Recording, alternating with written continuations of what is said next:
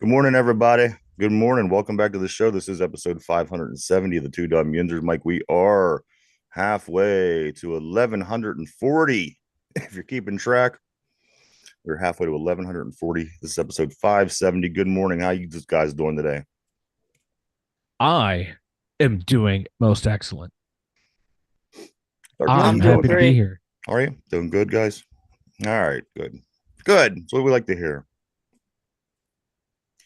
I got some things to go over today.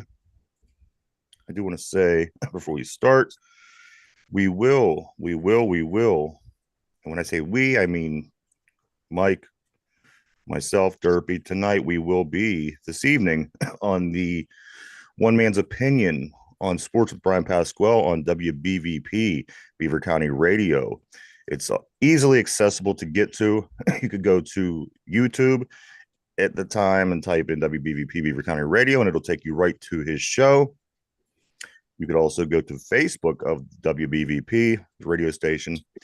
Also, if you have the app, which is easy to download, or if you would just go to www.beavercountyradio.com, you will easily be able to find it there as well. It'll be live on the radio and being streamed as well. This will be at 5 o'clock this evening, between 5 and 6.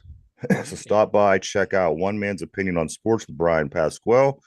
Be able to hang out with Brian, Mike, myself, and Derpy this evening again between 5 and 6 o'clock. We will be on his show talking sports, Pirates, Steelers, I'm sure, all kind of cool things. So you're not going to want to miss this tonight, 5 o'clock p.m. Eastern Standard Time on WBVP Beaver County Radio. Again, Facebook, YouTube, the website, the app, anywhere you go, you'll ultimately find it. But you know, a lot of our viewers are right here on YouTube, which may make it the easiest for you. 5 o'clock between 5 and 6, swing over to right here to YouTube, type in WBVP, and it will pop right up. And you just click play, come right in, and you can see all these lovely faces that you see before you. Heck yeah. It'll be a good time. I can promise you that. That is this evening at 5 o'clock p.m. This is driving me nuts. I don't know if you could see it, Mike, but on my screen, right beneath the terrible towel, there's some kind of reflection. Hold on. Let me see if I could get it going again. Yeah, I don't see. Hold on. I didn't do it yet. Oh my God. Right below the towel, if I move a little bit, just pay attention to that black area directly underneath the Okay. terrible towel. Just pay attention. There's something that I could see moving, and it seems Uh, to be. Do you see it? No, I see nothing moving. Derpy, you've seen it, right? I see nothing. Derpy must have went for his bagel already. I think so. Dirt or either that or he's staying out of it. He has things timed out too. I noticed Derpy. Like he knows when segments are where he's going to be asked a lot of questions. He knows when time, is during the show and he's not. And I Yeah. think he plans things out that way.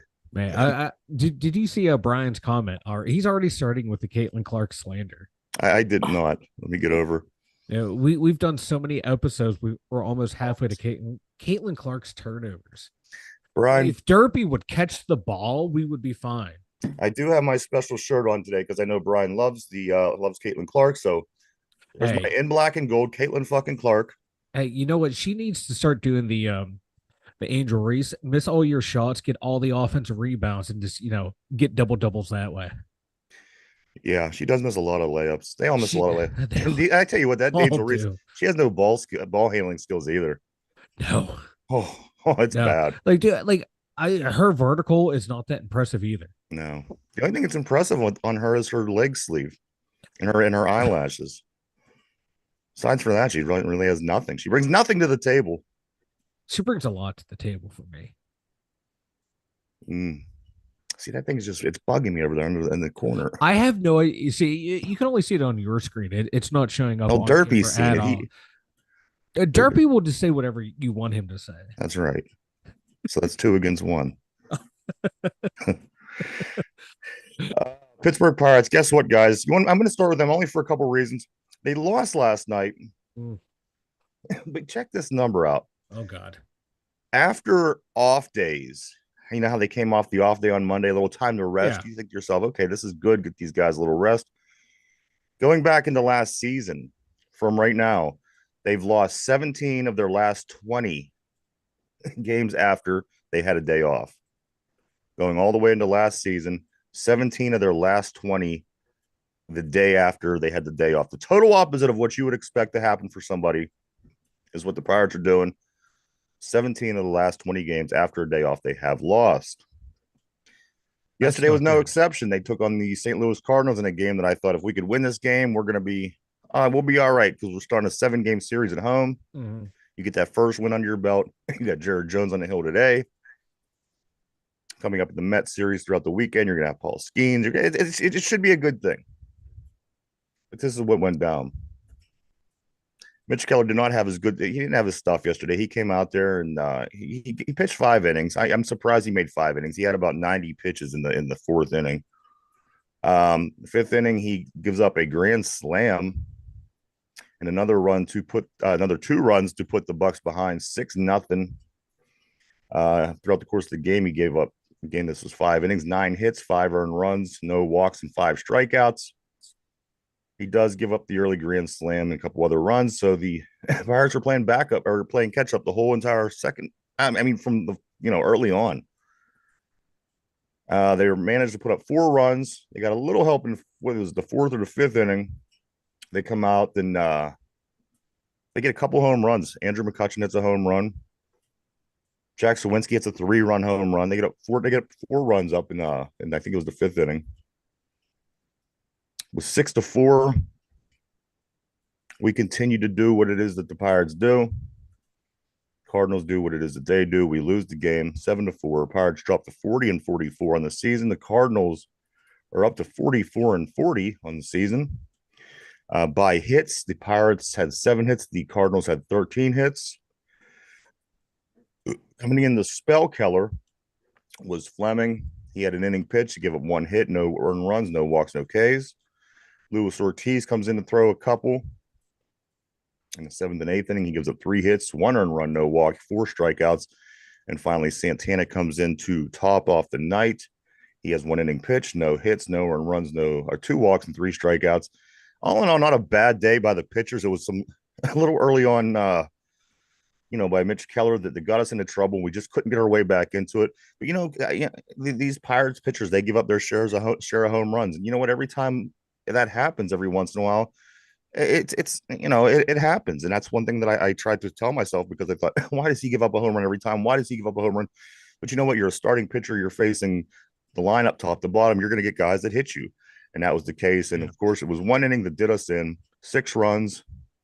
That was enough. That was enough. That was all it took. That was, they could have won that at that point. Oh yeah, and the way or how anemic the Bucko offense is, giving up 6 runs, that's an automatic loss. And the Pirates, they do lose 7-4. The hitting will look a little bit like this, Mike. Now, what you say is right all the way up into the 8th batter of the lineup, Jack Sawinski, who did go 3 for 3 with a run, 3 RBIs, and a home run. Captain Jack had a good night. Andrew McCutchen, for that matter, he had a good night as well. He went 1 for 4. His 1 hit was a home run. He had a run and an RBI. 3 guys had 1 hit in the game. They were Connor Joe, Rowdy Tellez, and Nicky G. The latter 2, Tellez and Nicky G, they both had a run in this game. And O'Neill Cruz managed to get a walk, the only walk that the Pirates drew during this baseball game. It's surprising that he was the one who drew the walk.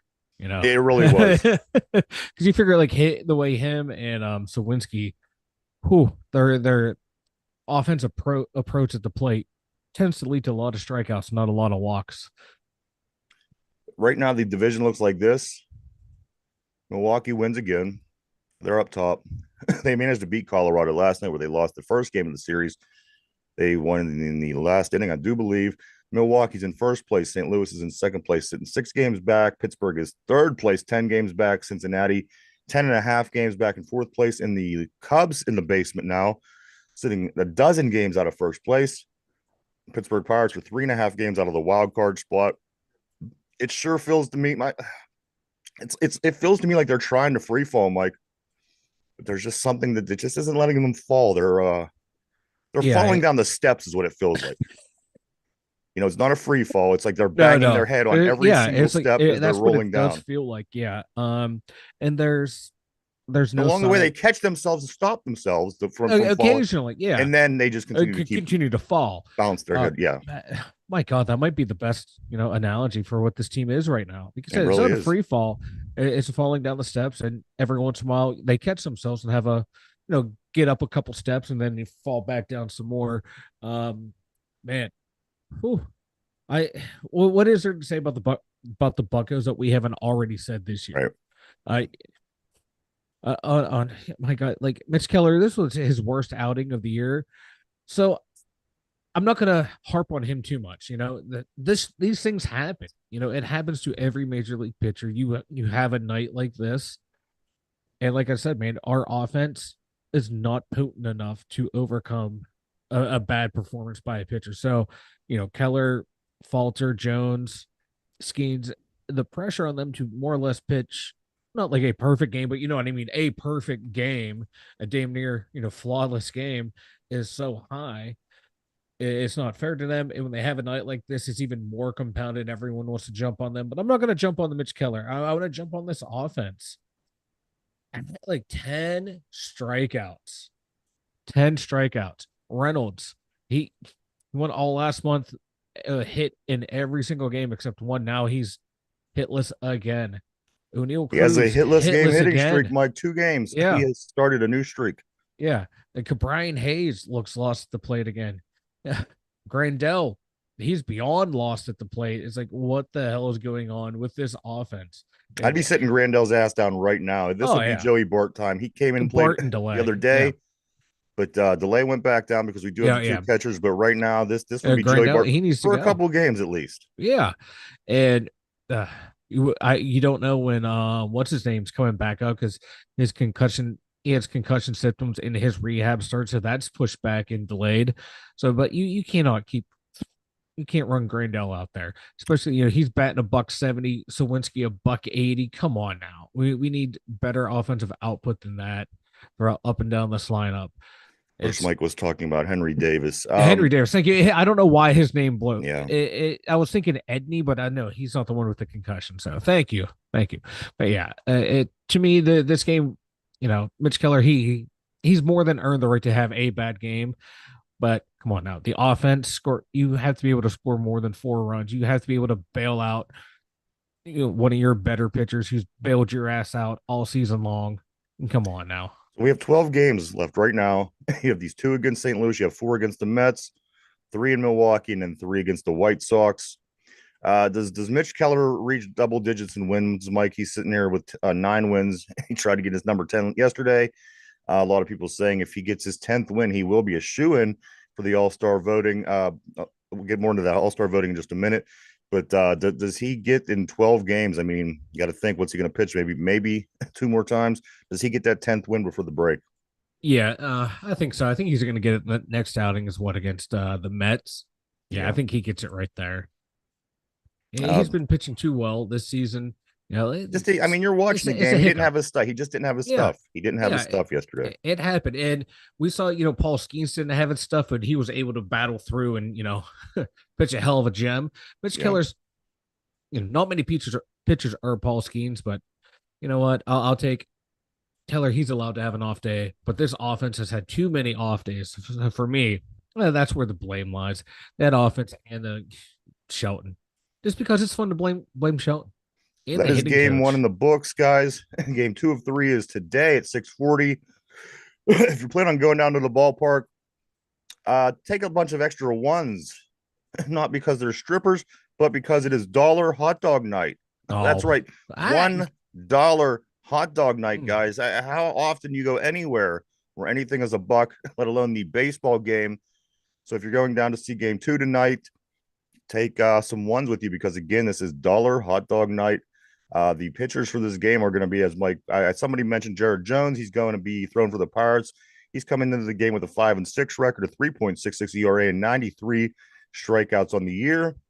Miles McCullough, we seen him last time. He's coming in with a 6-7 record, a 5.32 and 68 strikeouts. Jared Jones is certainly outperforming him when you look face to face. And then tomorrow, game 3 will be at 12:35 on 4th of July. After that, the Pirates start their luau weekend. Full of giveaways for Hawaiian themed luau weekend for the Pirates. You go Friday night, you get a Bucko luau pirate bucket hat. On Saturday, you get a shirt, a luau shirt. I'm sure if you've seen the game, you've seen them advertising for this shirt. And then finally on Sunday, I believe it's a beach towel of some sort, a luau beach towel. So all these summer event type things. Get down to the stadium this weekend against the Mets. As that series does go on for 4 games, it will go on until Monday. So I don't know if they have any special giveaways on Monday, but those 4 days will be playing against the New York Mets. So get down to the stadium and support this team. They Mike, they're so hard. They're so hard to love. They're so hard to love. Maybe if they did have stripper night instead of dollar hot dog night, more people would show up and support the ball team. I would be there every game. I'm there, to help put these ladies through college. A couple things that are encouraging. Marco Gonzalez, Quinn Priester, and Ryan Barducci has all had rehab assignments over the past couple of days. Expecting to see those 3 pitchers, in some capacity back, trying to get this team back on the right track. One that I did tell Mike yesterday, I think it was off the air. Paul Skeens is the only, Derby, get this. Paul Skeens is the only. How many baseball players have there been in since the 1880s? Probably a million. That's what Paul Skeens is the only pitcher in MLB history to strike out 70 batters in his first 9 games of their career while not allowing more than a dozen runs in its entirety total. Wow. The only. Nobody's ever done that before. How special is this guy going to be that he's coming in within the first 2 months of playing? And I can't even name all the things that only Paul Skeens has done to start his career. I love it. It's encouraging. But who remembers the Buccos? Are they going to build around him? But yeah, this dude is generational. That word gets thrown out a lot anymore when you talk about athletes, but that's truly generational talent right there, what he's doing. Also, Paul Skeens headlines pitchers featured on the MLB.com's Team of the Month for June. They do have Team of the Month, and he is at the very top of the pitchers. Let's see what else he did. And I thought I had something else in here with him. But there are a couple other things here about the All-Star game that I think that he is kicking ass. But the All-Star voting, now get this, I have to throw this in here, guys, because you literally have 11 minutes. The voting for the fans voting, it ends today. Today, I believe at 12 o'clock, if I'm not mistaken. Okay, yeah, All-Star voting ends today at noon for us, for people that vote in. Starters will be announced tonight at 7 p.m. on 7 o'clock on ESPN. So if you want to keep up and see who these starters are, I'm pretty certain there's no Pirate starters. I did see a list of the people that made it, and none of them are starters, or none of them are Pirate starters. So you will see the starting lineup tonight on ESPN if you want to do that. But I do believe our All-Stars will come in by way of pitcher. It's hard to believe that that Mitch Keller and Paul Skeens won't be on this team. And there's arguments for a couple other guys as well, but I think those guys are your safe bet at the end of the day. Paul Skeens, because fans vote, and also Mitch Keller. Like I said, not too many guys have 10 wins ahead of him. If he could get that 10th win, I think he's going to be in good shape as well. But I believe it'll be just like last year, where we will send nothing but pitchers, which kind of make you wonder, Yeah, like no, no infielders, no outfielders. That's sad when it's just pitching. My God, like most teams will have position players and a pitcher up for the All-Star game, and we have just a pitcher, maybe 2.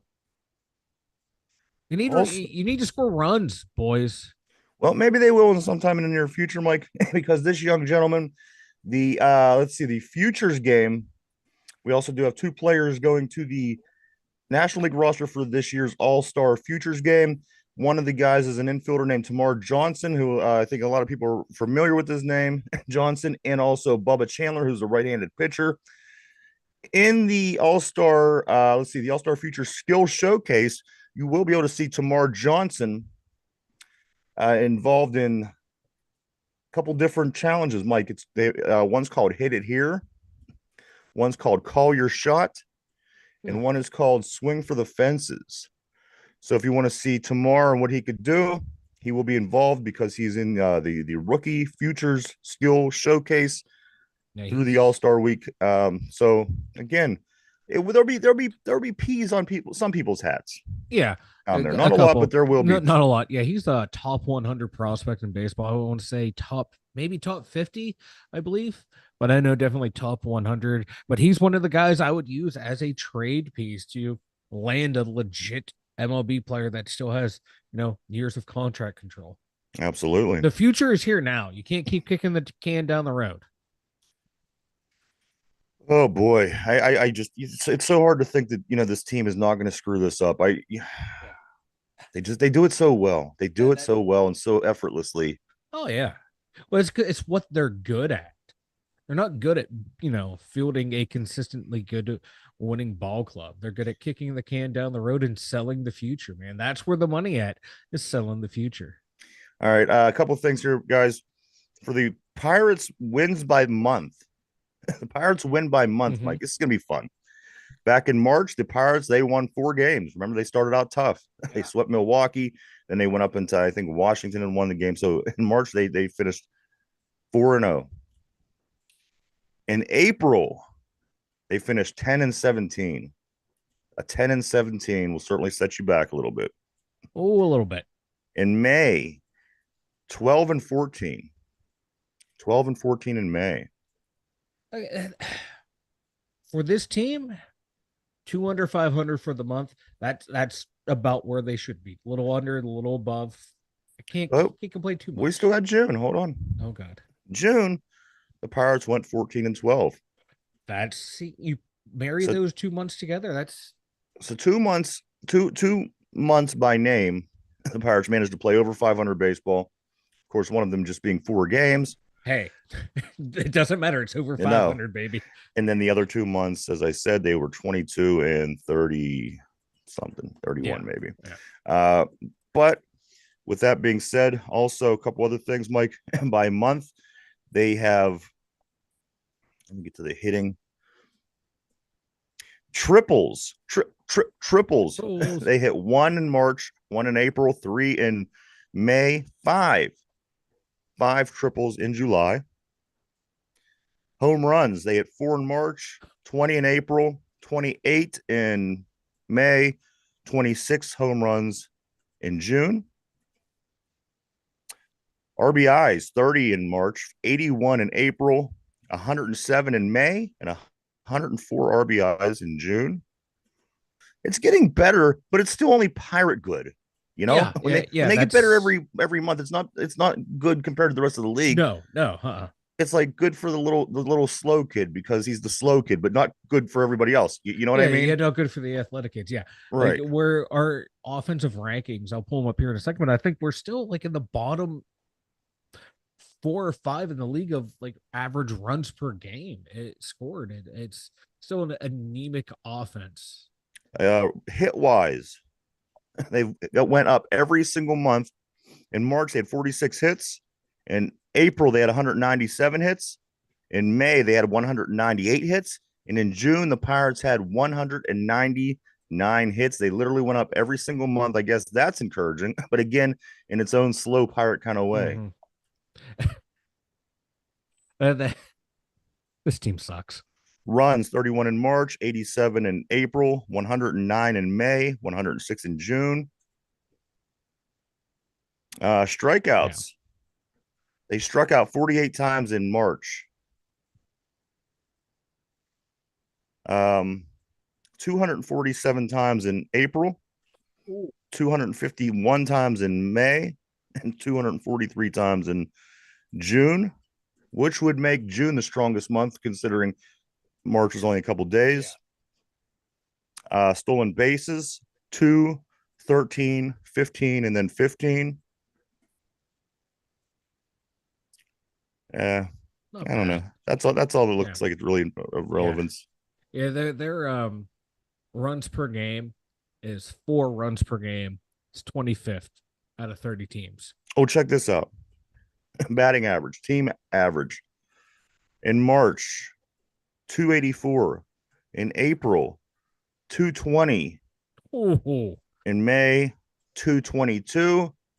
And with this big offensive explosion in June, they managed to make their way up 8 points to 230 as a team.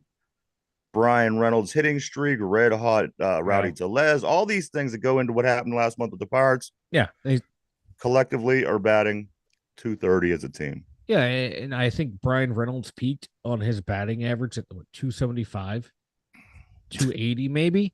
He may have like Mm. come close to 280. And yeah, that shows you this team can't hit. They can't do anything. 4 runs a game on average. Get the hell out of here. Before we move on, I do want to do something fun here, guys. Derpy, are you live? Derpy. I was gonna check in on Yes. Derpy. All right, hang loose, Derpy. Just hang loose for a moment. We're gonna do something fun here. This is gonna be the mid-season report card. I'm gonna ask you who this Pirates MVP is, who this Pirates Cy Young is, who this Pirates Rookie of the Year, biggest surprise, biggest disappointment, best free agent signing, and Shelton's overall grade. Guys, let's start with the very top. Who so far at the halfway point of this Pittsburgh Pirates season? While they are sitting at 40 and 44, they have a little less than a half a season to go, just 3 months. Mike, who is the Pittsburgh Pirates MVP collectively through the first 3 months of baseball at the moment? Paul Skeens. Paul Skeens is the MVP. He's my Interesting. MVP. He's the most valuable player to this organization right now, to this team. He only out there every 5 days, but those 5 days are, my God, that fifth day is so much better than half the fielders we have on the team. You just went through their offensive numbers. So for me, someone on this team, to be the most valuable player is coming down to Keller or Skeens, even though Keller's going for, win number 5. Skeens has yet to lose a game. Every time he pitches, he keeps that, his ERA is what, 2 something. So for me right now, he's the team MVP, and I would put Mitch Keller at number 2, but like real close number 2, and Yeah. then third would be Big Stacks Brian Reynolds. Derpy, over to you. Who is your Pittsburgh Pirates MVP at the halfway point of the season? Paul Skeen's mustache. All right, no questions. Nobody comes close to you for you. No. All right, so you got Paul Skeens. Paul Skeens, this year's MVP on this team. I think would be easy to say Paul Skeens. However, I'm going to go with somebody that plays probably even less than Paul Skeens. I'm going to go with Andrew McCutchen. I think that the numbers that he brought to the table this season for his age, he's doing things that you do when you're on a good team. He's playing the way that you play when you're on a good team. That's something that a lot of these other Pirates don't quite understand what and how to do. As of right now, Andrew McCutchen is my MVP of this season. You could always say Brian Reynolds. You could always even say Connor Joe. And I think a lot of people, when they look for the obvious, they're going to go right to the pitching with between Skeens, Keller, and even Jones for that matter. But since both of you guys did take the Paul Skeens, I'm going to go Andrew McCutchen. And then we're going to move on to the next one, guys. The next halfway through the season, mid-season report card, your Cy Young for this particular team. Of course, you're going to tell me which pitcher you think would win the Cy Young if it came down to the pitchers on this team. Mike, we'll start with you. Who is your halfway point Pittsburgh Pirates Cy Young winner? Paul Skeens. Okay. Smaller sample size than Keller, but he's been just lights out in those appearances. Even his bad game, which was his most recent game, he was still only gave up 1 run, 9 strikeouts, 2 walks. Yeah, for me, it's Paul Skeens. He's the MVP and the Cy Young of the Buccos right now. Fair enough, Derpy. Over to Derpy. The Pittsburgh Pirates Cy Young, they have Paul Skeens, they have Jared Jones, they have Mitch Keller, all doing very well. At this point in the season, halfway, which Pittsburgh Pirate do you give the Cy Young award to if you had to give it to one of these 3 or any of these guys, actually? I'm actually going to give it to Mitch Keller because I like my vet pitching. That's a good pick. Mitch Keller, he's a vet, been starters, the opening day starter for I think 2 seasons in a row. One win away from having 10 on the season. So Mitch Keller is your Cy Young winner to halfway point. Mike, yours is Paul Skeens. Yeah. And I think, yeah, go ahead. I'm gonna say real quick, I have no problem with Mitch Keller being the Buckeyes Cy No. Young. If he had better run support, he would already have, my God, 11, maybe even Could you 12 imagine the wins. wins that the three of those Oh, yeah, if they had gentlemen would run have support, oh if they my have God, run they'd be support? off. Yeah, my God, like Jones would be up there close to double-digit wins. Falter would be a whole hell of a lot better. It's tough for me because the longevity, the more games that Keller played than Skeens. Keller is the veteran. Mm. I know it's tough between those two. I'm gonna go with Skeens. I'm gonna go with Skeens. Yeah. You can't go wrong with either of them for this, midseason award. We're looking next, guys, at the rookie of the year, who could also be a pitcher. Mike, on this baseball team for the Pittsburgh for our Pittsburgh Pirates, who's your rookie of the year? Paul Skeens. Okay. Paul Skeens. Before he came up, though, right, it was going to be Jared Jones, but Paul Skeens, made the call up this year just in time. So Paul Skeens, he's sweeping the board for you. He is. Derpy, rookie of the year. Generational. Hey, how can you take a guy that's a generational talent and not give him the rookie of the year, right? He is the Caitlin Clark of the Pittsburgh Pirates. Yeah. That's my pick as well, Paul Skeens. Biggest surprise, guys. Biggest surprise on this year's Pittsburgh Pirates team. Who's surprising you the most? Derpy? Oh, go ahead. Joey Bart. All right, that's a good one. I like Bart a lot. I hope we keep him around. Of course, the catcher that came over from San Francisco that was supposed to be the follow-up to Buster Posey out there. He seems to be getting it together a little later, but I like that because it falls in our favor. Mike, who's your surprise player on this Pittsburgh Pirates team halfway through the season? I'm gonna go Jared Jones. I was not expecting anything out of this guy, coming out of spring training. To see what he did last year and what AAA, AA, wherever AAA, just wasn't that impressed. And then didn't blow me away in spring training, but my God, that first start and he erased all doubts in that start and the first couple of starts to begin the season. He's a little up and down here and there, but he's a rookie. I'm okay with that. He's still a damn good pitcher. I think he's gonna be a damn good pitcher for a long time in this league. He is my surprise player. My surprise player, I think easily could be Jared Jones, who I was initially thinking, but as you were talking, I think I might know where you're going. I decided I'm going to go with Andrew McCutchen. Once again, because here he is. He's 37 years old. He left the Pirates, then he came back. He was with the Yankees. He was with the Giants. He was with the Brewers. I mean, he played at Philadelphia. But here he is, back in Pittsburgh, the place he loves to be. And he is outproducing, guys, every Pirate, basically every Pirate on the lineup hitting the ball. Just all in all, the guy yesterday he hit a home run. The other night he hit a triple. Nobody else is doing these things. And the 37-year-old guy who's, on the doorstep of retirement shouldn't be the guy doing it. He is the one that's ultimately surprising me. As Mike said, with Jared Jones or even Paul Skeens, you can certainly go with these guys as well. But I'm going to try to not be that guy. And I'm going to say that Andrew McCutchen is my surprise. Derpy, who's your big surprise? I thought I said mine. Oh, did you? I don't know. Did he? Oh, Joey Bart. Joey Bart. Yeah. Real quick, Brian. Like he's the southern version of you. Jared Jones is the southern version of me. No. What?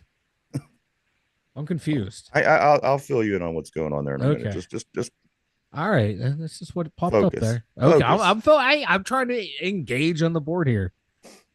Reel me in. Reel me in. Your biggest disappointment. Biggest disappointment on this Pirates team, Mike. Michael A. Taylor. Oh, boy, is he a disappointment. Like I wasn't gonna expect 20 home runs, but 12, 15, nice batting average. Nothing. He's given us nothing. Zip zilch, not a biggest disappointment. Darby, has anybody on this team disappointed you more than everybody else? Who's your big disappointment? Chapman. Mm. Ooh. You know the thing about Chapman, he's pitching really well, but he's not pitching Chapman well. He's pitching Pirate well. And for that reason, I could agree with Derpy when he says that Chapman is his biggest disappointment. But my biggest disappointment would have to be on this team right now, either Michael A. Taylor or Jack Sawinski, even, who hit a Yep. 3-run home run yesterday. Yeah. I mean, the guy was pushing 30 last year, trying to almost get in his 30th home run. He's, I think, 6 or 7 now, halfway through the season. It's going to put him at roughly 14 home runs at the end of the year. I was expecting more out of Jack. I was expecting Jack not to be batting ninth in the lineup. I was expecting Jack to be just a little bit more relevant than what he is in this lineup, and also in the field. He leaves a lot to be desired. He makes plays. He's solid, but at the end of the day, he's just not that fast, athletic center fielder that teams like to have. Don't get me wrong, and I'll say this every time that I say something negative. I am a Jack Sawinski fan. I like the guy. I think he's a pretty cool guy, but he's my biggest disappointment on this year's team. Batting what 180, batted Yeah. 224 last year. That's a huge drop off. I don't like it. The next one on the list is kind of tough. It's the best free agent signing, which I guess you could throw like Michael A. Taylor would be. Guys that we brought over basically this offseason. Yeah. Who was the best person that we brought in from free agency? I'm gonna go with the one who Derpy said was the biggest disappointment. I'm gonna go with Chapman. Okay. I wasn't expecting a whole lot of Chapman. I know he was not the Aroldis Chapman that he was in Cincinnati. His numbers the past 5-6 years were not great, but they were serviceable, and he's about where he is, and what he's doing here is about what he was doing the past couple of years. He's being serviceable, and for the Pirates, being serviceable is being pretty damn good.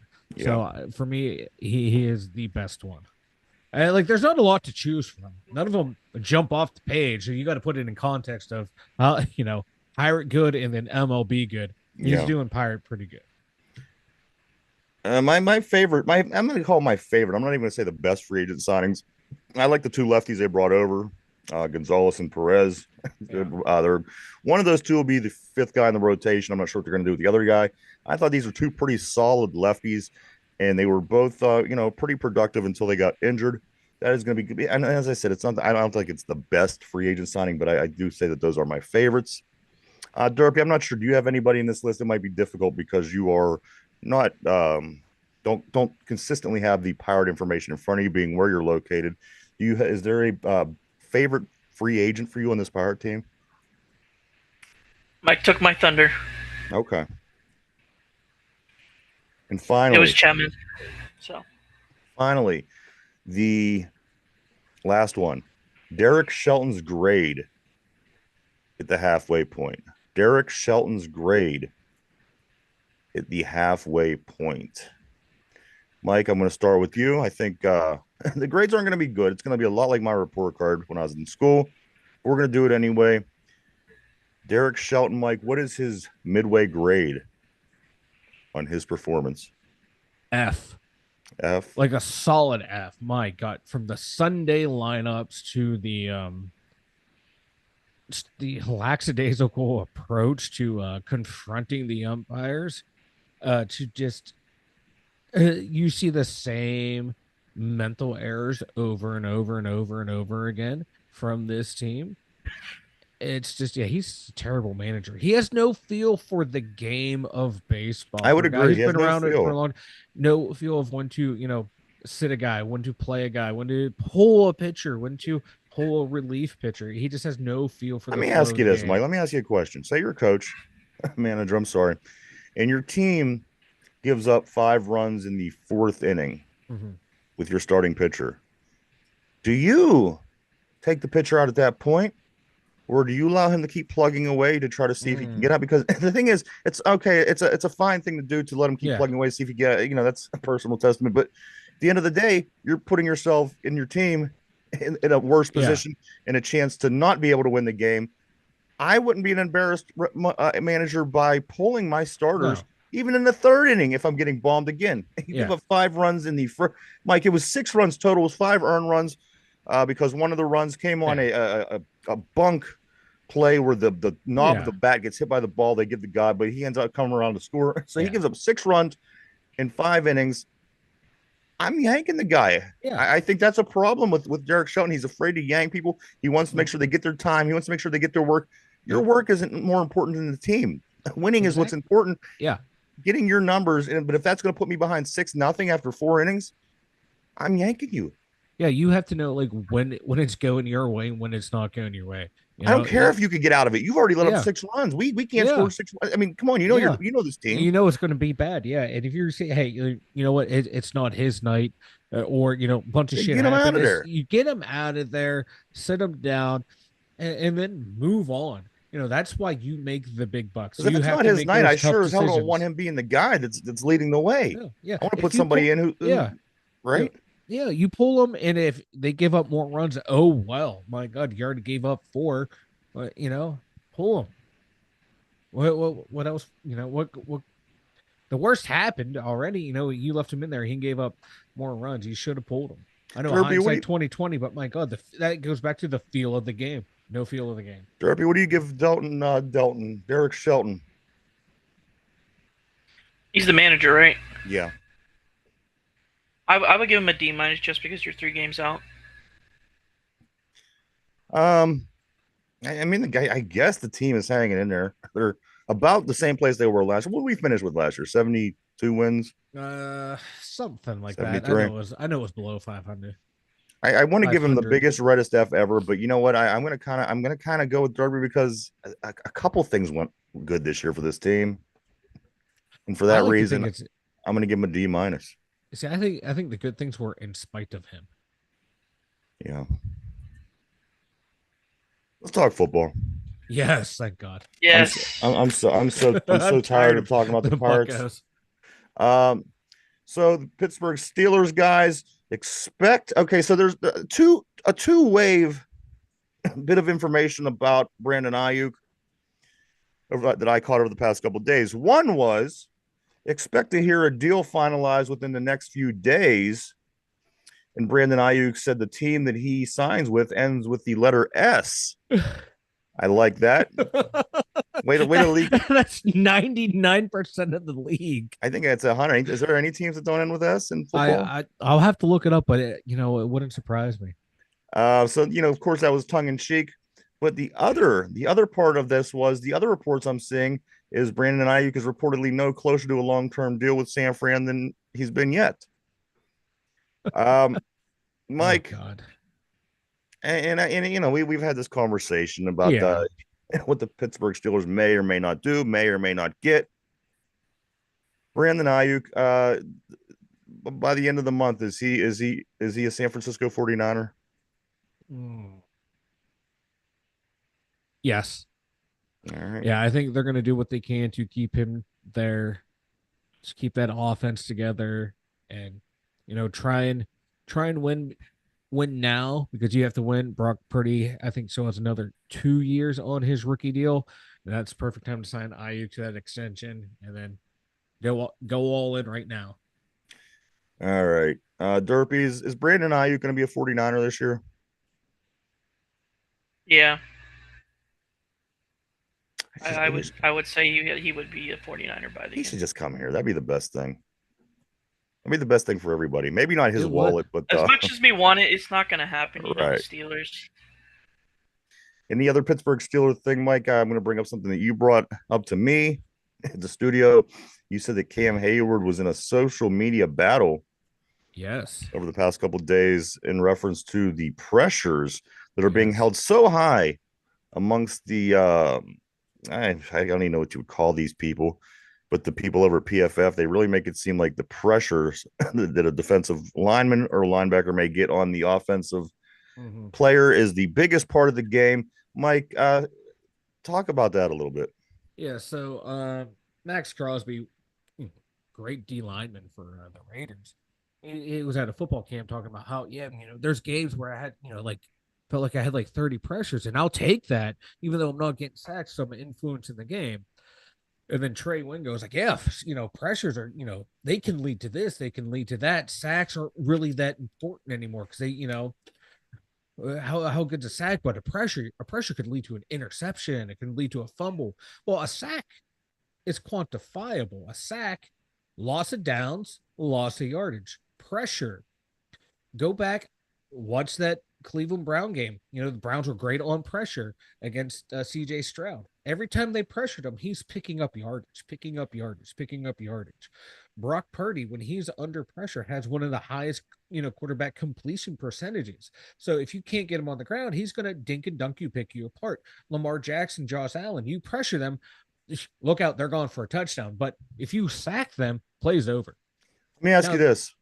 Yeah. Would it make more sense if you would kind of on the side keep this statistic the same way that you would keep a statistic saying that this linebacker blitzes X amount of times a game? Because when a linebacker blitzes, that persuades the way the play happens. If he comes up the middle and forces you to throw, early, goes in and winners.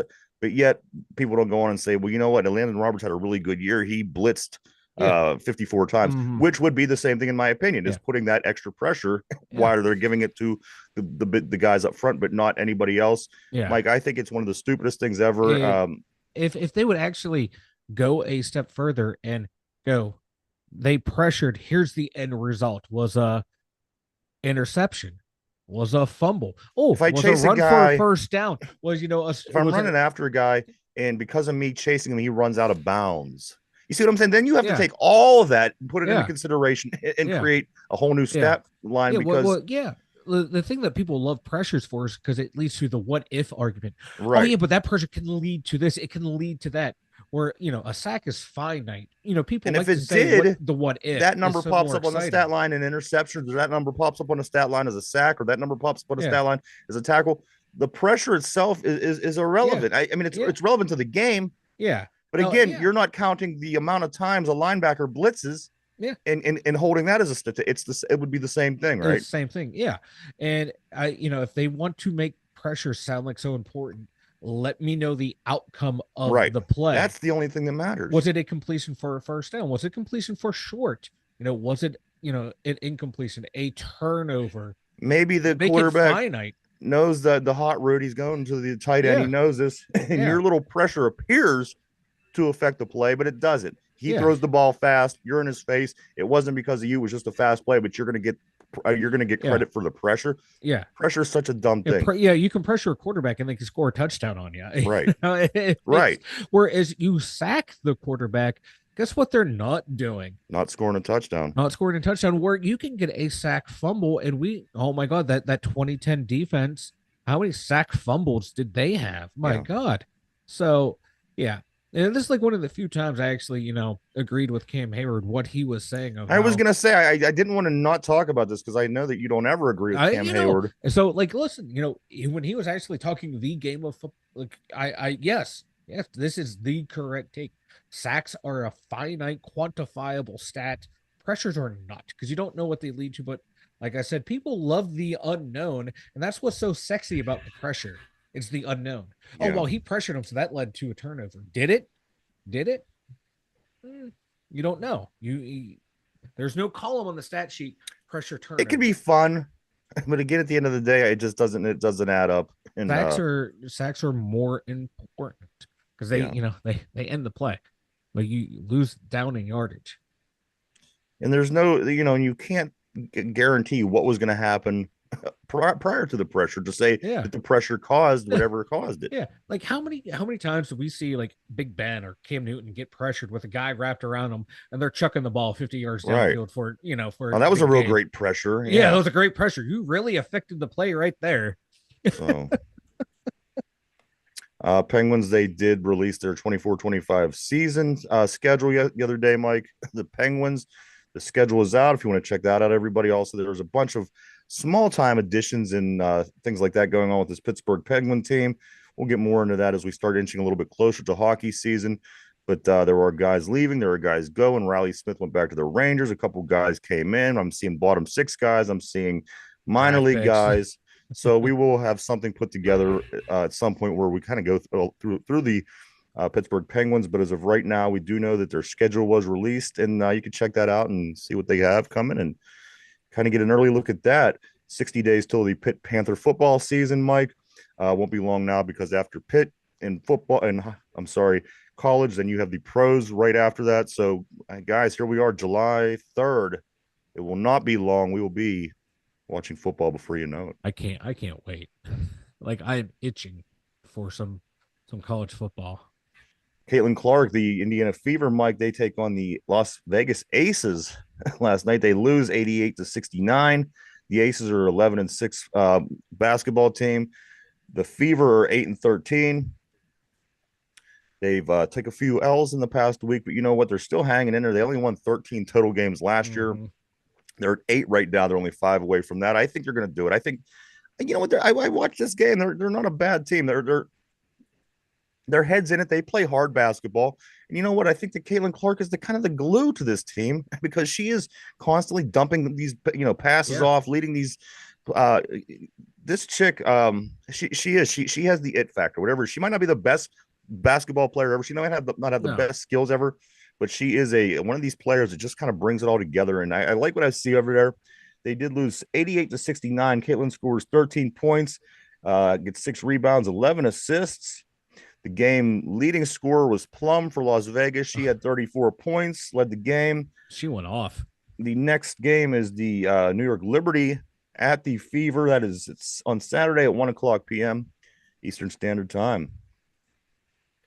Mike, why don't you go and tell everybody about the website? The2dumbyinjures.com. Over there, we have everything you need for the 2dumbyinjures. You're new here, go check it out. We got my social media links, Ryan's social media links, all over there at the2dumbyinjures. We got the merch store and the blog. Check it out, the2dumbyinjures.com. All right, guys, this is going to be today's question of the day. It's an old question. It's an old timer question, but it's a Pittsburgh Pirate question. So nonetheless, here we go.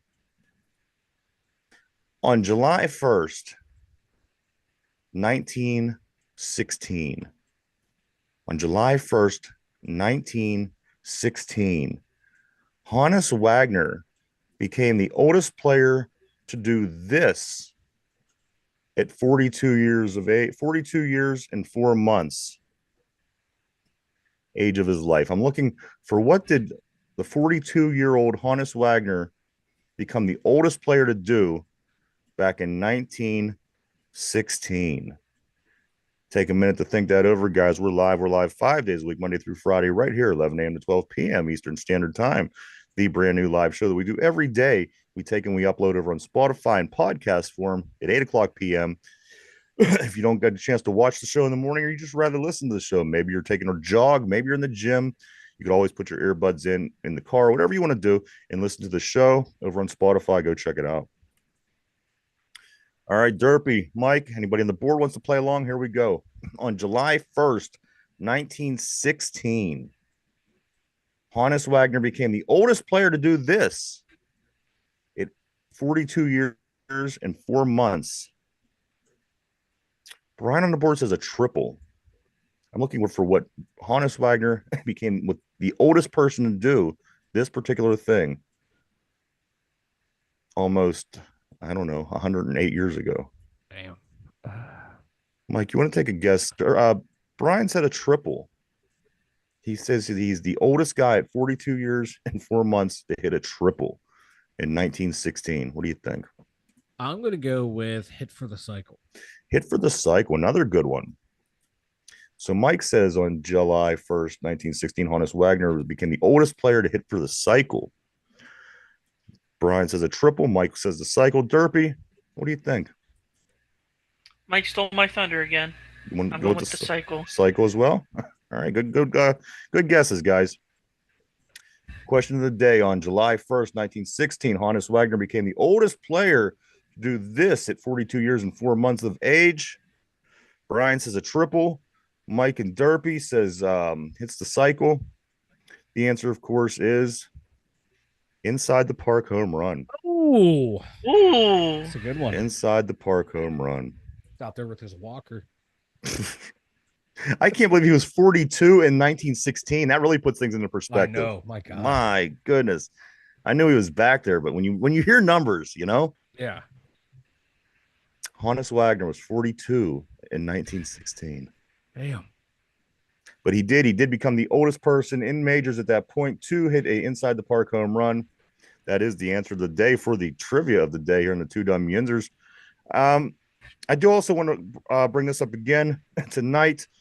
Go over and check out on the radio, 99.3 FM. Check out on Facebook, YouTube, the website for www Beaver County Radio, WBVP.com, or also you could download their app in the meantime. But tonight, between 5 and 6 o'clock p.m., the Two Dumb Yinzers will be on One Man's Opinion on Sports with Brian Pasquale over on the radio, WBVP. Again, just type that in. Go to YouTube, Facebook, wherever you may be, or go to the website and you can stream it right from there. But WBVP, Beaver County Radio. Stop by this evening. Check out the Two Dumb Yinzers on One Man's Opinion on Sports with Brian Pasquale. Always a great time going over and seeing him talking sports. So do check that out. Feel free to like, follow, all those kind of fun things for him. Help him out. He is a good friend of the show, and he does a lot for us as well. But you can check us and him out tonight between 5 and 6 o'clock, WBVP, Beaver County Radio. I'm excited. And again, it's video as well. So if you pull up YouTube or Facebook, it's just like watching this show. So go check it out, everybody, tonight between 5 and 6. One Man's Opinion on Sports with Brian Pasquale. Mike, anything before we start getting ready to take off? Oh, yeah. I know not many people like this, but I'm going to talk about it anyway. The Tour de France. Mark Cavendish just won his 35th all-time career stage at the Tour de France. That is the most all-time at the Tour de France. The Max missile from the dude is one of the greatest sprinters of all time in cycling. So congratulations, Mark Cavendish. All right. I remember watching him in his rookie year at the Tour de France. Dude could fly on a bike. Derpy, anything before we wrap it up for today? Yeah. It's related to Buccos, Okay. but it's your rival. The Brewers acquired Aaron Savali. Oh, yeah. That's all they need is to add more. You never come with good news for I know. the What's show, the good Derpy. news, Derpy? I know. good I news? know. I know. Saved a squirrel today. There we And, go. bunny. See, lead with that. Lead with saving lives of cute wildlife animals. Don't Mine bring is the show this, down. guys. with the Buccos. The Heinz History Center and is offering free admission to all kids, guys. July 13th and 14th, that's Saturday and Sunday of that particular week. If you want to get downtown, go to the Heinz History Center. If you have kids, all kids go for free on July 13th and 14th, which is not this coming weekend, but the following weekend. That's my extra scoop. And Derpy, I guess he's saving lives. Did you say you saved the bunny as well? No, just a bunny. I miss. Okay. Oh, so Yeah, now but- he's making himself out to be a bigger hero than he actually is. Hey, Yep. looks just like one of our politicians. He looks like the politicians of America right Yeah, now. that's Derpy's trying to, weasel his way in onto the ballot. I'm writing them in. I'm writing Derpy and I'm writing Hawk Tua, and I've already decided The Derpy Hawk Tua ticket. the Derpy Hawk Tua ticket. Yeah, I'm right. I'm doing it. I'm writing them in. I also do want to say thank you everybody for coming and hang with us today, coming and checking us out. We appreciate each and every one Yes. of you. We wouldn't do it without you. I want to thank everybody on the board. As always, you guys always keep things interesting. We certainly appreciate all of you. Mike, am I forgetting anything? No, I think we covered it all. I think we got everything in today that we wanted to. Again, go over WBVP radio tonight. On your dial, it's 99.3. You could also go check out the video on Facebook and YouTube. And if you do want to just listen to it stream, you could always go over to the www.beavercountyradio.com website and follow the links to that. But then anywhere you go, you could go Anywhere. check it out tonight Anywhere. between 5 and 6. One Man's Opinion on Sports with Brian Pasquale. He will be having us on tonight. So it's going to be a good time. I'm Do check it excited. out. I'm excited. Derpy, you better be on your best behavior. I'm gonna try. I'm gonna need Hey, more from no Trey. guarantees. You're very Okay. bold. No guarantees. There we go. All right. Hey, you know what? I like the tone it's being set here. I just want to record show. I don't think I swore all episode, and then I'm getting ready for tonight's episode because I can't swear there. It's live radio. I'll be 2 full hours of me talking sports without swearing. All right. Big Well, that'll be challenge a for personal Mike. best. Might be a personal best.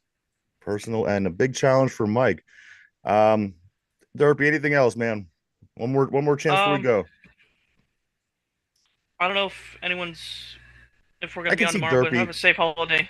I could see Derpy wrapping like a popsicle stick around on the chipmunk's arm, and you know how like the I was gonna say like his last thing was like, "Oh, I saved a baby today too." yeah. Yeah. Pretty soon, Yes. like tomorrow, it's gonna air. Next week, it's gonna be like, "Oh man, I saved like a whole family of people, carried them all out on my shoulder." But do come back on Friday. We will be off tomorrow for the holiday, July 4th. I do want to say to everybody, have a safe holiday. Drinking anything like this, mess with the fireworks, Come back anything with like that. all of these. Always keep an eye on the kids because it could be very dangerous with a lot of these fireworks and such. But tomorrow we will be off for the holiday. We'll be back Friday morning at our regular scheduled time to do it all over again. There's gonna be a lot of things going on heading into the weekend, and we'll catch up on some of the things that happen between now and then. For the two dumb yinzers, Mike in the Skiller Central Mobile Studio. For Derpy, myself, the two dumb yinzers. Everybody have a great day. Again, Pirates tonight back at it. Tune in over at WBVP between 5 and 6. We will be on then. Other than that, everybody have a great, safe holiday, and we'll see you back on first thing on Friday morning. Have a good one. Bye-bye.